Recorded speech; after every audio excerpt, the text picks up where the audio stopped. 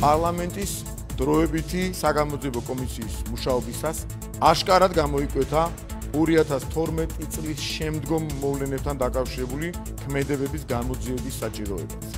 აგენტურული ოპოზიციის წარმომადგენლებმა რაც წარსულში ჩაიდინეს, იმის გაგრძელებაა, რასაც ბოლო წლების განმავლობაში სჩადია. მეტიც, მუდმივად არიან დაკავებულები მცდელობებით დაამხონ ან ძალადობით შეცვალონ საქართველოს კონსტიტუციური წყობილება და სხვა ფორმებით დაუპირისპირდნენ საქართველოს კონსტიტუციურ წესრიგს.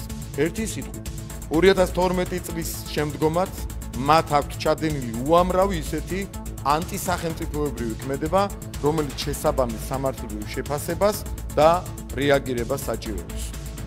ამასთან დაკავშირებით ჰქონდა კონსულტაცია კომისიის შემადგენლობასთან და იმ მიზნით, რომ კომისიის საქმიანობის სფერო არ იყოს შეზღუდული მხოლოდ 2012 წლამდე ჩადენილი ანტისახელმწიფოებრივი და დანაშაულებრივი ქმედებების გამოძიების ფარგლებით.